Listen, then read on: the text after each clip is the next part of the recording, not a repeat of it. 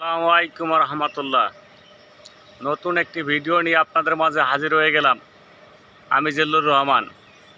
ইদানিং লক্ষ্য করছি অনেকে বলতেছেন যে ভাই আমার এত ফলোয়ার ভিউ, অথচ ফেসবুককে নজরে আমি নেই, আমাকে দেখছে না। তাদের উদ্দেশ্যে আজকে ভিডিওটি। না ভাই, আপনাকে অবশ্যই ফেসবুক দেখছে। ফেসবুক রোবট এমন একটি সেন্সিটিভ ব্যাপার, সেকেন্ডের ভিতরে আপনার কথা, আপনার ভিডিও, আপনার কাজ ক্যাচ করে ফেলাই। আপনি একজনের একটা গালি দিয়ে দেখেন না যে আপনাকে দেখছে কি না। আপনার ভিউ ফলোয়ার থাকা সত্ত্বেও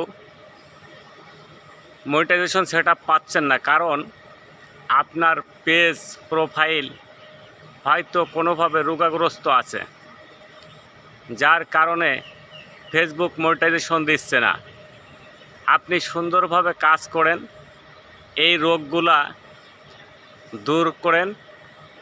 আপনি অনেক সময় কমেন্টে দেওয়া হয়তো একই কমেন্ট বারবার করছেন, যা ফেসবুক ওটা স্প্যাম হিসাবে ধরে বসছে।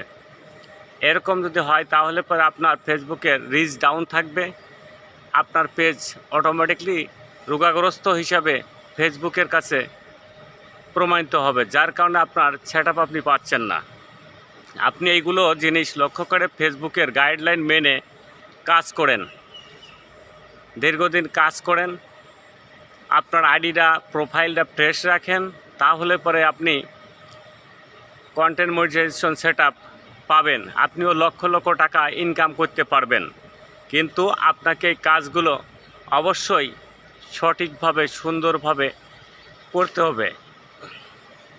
আপনি যে ভিডিও পোস্ট আপলোড দিচ্ছেন তাতে আপনার কোয়ালিটিফুল ভিডিও হচ্ছে না, আপনার ব্যাকগ্রাউন্ড, ক্যামেরার ব্যাকগ্রাউন্ড ভালো না, যার কারণে কন্টেন্ট মনিটাইজেশন সেটআপ আপনার আসতেছে না।